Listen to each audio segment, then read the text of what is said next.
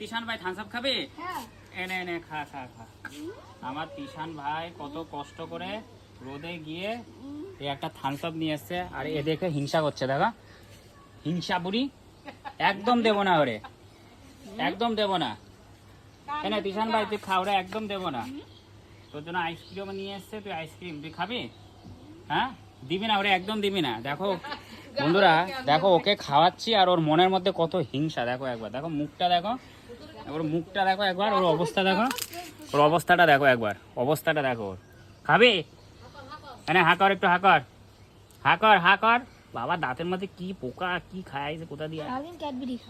তাই সারাদিন ক্যাডবেরি খায়, আর খাবি না? হয়ে গেল হিংসামি।